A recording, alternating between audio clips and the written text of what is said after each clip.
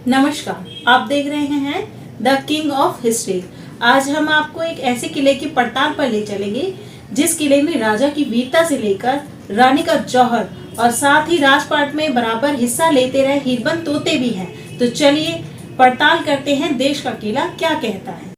क्या भारत देश में ऐसा भी कोई किला मौजूद है जिस किले की बुनियाद तो है लेकिन उस बुनियाद में नींव ही ना हो, बावजूद इसके वो किला हजारों सालों से अटल खड़ा हो। ये पूरी खड़ी चट्टानों की नुकीली आधार पर बना हुआ है, इसके कोई नींव नहीं है। क्या आखिर उस किले के राजा ने अपने आखिरी युद्ध में ऐसा शौर्य दिखाया, ऐसा युद्ध कौशल दिखाया कि उस किले पर कब्जा करने के बावजूद किले के दुश्मन एक शहीद राजा के पलंग को हिला नहीं सके। तो महल का जो उनका पलंग था मृत्यु के पश्चात भी एज इट इज रहा।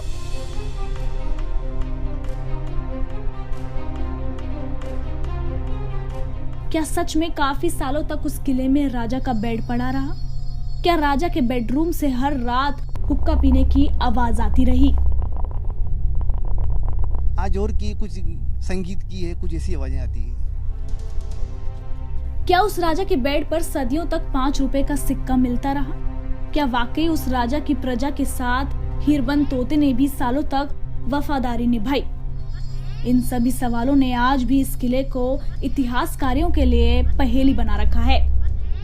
आपको बता दें कि इस किले के 3 तरफ नदियां हैं, तो किले के पीछे की ओर एक खाई है जिसने बिना नींव के खड़े इस किले को अजय बना दिया। इस किले के अजय होने के कारण हर राजा, चाहे वो राजपूत हो, मुगल हो या अन्य कोई, एक बार इस किले को जीतने की इच्छा रखता है। इसलिए यहाँ बहुत सी खूनी लड़ाइयाँ हुई। जमस्टॉर्म ने किले को देखकर लिखा था, जब तक आप गांगरोगढ़ तक ना पहुंचे चारों ओर घना जंगल ही दिखाई देता है। गढ़ पहुंचने पर ही इसका अजय रूप दिखाई देता है। गांगरोगढ़ के किले की दीवारों पर एक महान सम्राट का शौर्य दर्ज है। इसी किले में उस महान योद्धा के आखिरी युद्ध की कहानी दर्ज है। राजा की हार के बाद भी किले में राजा वर्चस्व कायम रहा। राजा की मौत के बाद भी उसका नाम किले में गूंजता रहा। इतिहास की माने तो इस किले ने बहुत सी खूनी लड़ाइयां देखी हैं। कोटा रियासतों के राजपूतों का शौर्य देखा, बहादुरी देखी।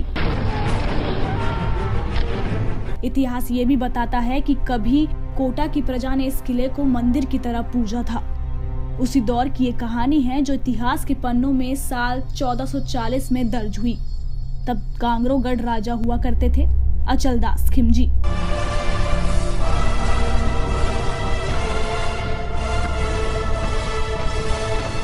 और उस साल मालवा के सुल्तान हुसंग शाह ने गागरो किले पर आक्रमण किया था। इतिहास बताता है कि हुसंग शाह ने इस आक्रमण में काफी लूटपाट की, काफी खून बहाया, किले को फतेह कर लिया। लेकिन किले में कोने में पड़े अचलदास के पलंग को उसने छुआ तक नहीं। कहते हैं कि गांगरो किले के आखिरी युद्ध को याद करके सालों तक प्रजा खौफ के मारे कांपती रही। एक अभेद दुर्ग के बाहर एक राजा ने एक रानी को पाने की चाह में ऐसी घेराबंदी की कि दुर्ग दहल उठा। जब किले में एक ही कुंड तैयार किया होगा, चिता सजाई गई होगी और दुर्ग की सभी रानियों ने दुर्ग की सभी स्त्रियों के साथ जौहर किया होगा, उस समय जो मंजर रहा होगा उसकी शायद ही कोई कल्पना कर पाए। और शायद ये ही एक कारण रहा होगा कि एक राजा और उनकी रानियों की बहादुरी को सलाम करने के लिए ही राजा के बेड को हुसंग शाह ने कभी छुआ भी नहीं और सालों तक वो बेड राजा की निशानी के रूप में वहां पर मौजूद रहा।